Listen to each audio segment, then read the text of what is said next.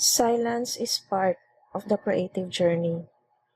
No likes, no comments, no inquiries, no replies from clients. And in that quiet space, doubt gets loud. But here's the truth.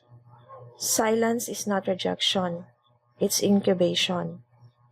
Every designer goes through seasons where the algorithm is quiet, clients are slow, and your inbox feels empty.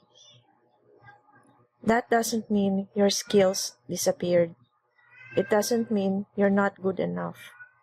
It means you're building resilience.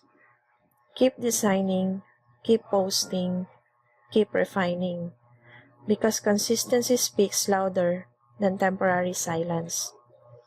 The designers who win aren't always the loudest.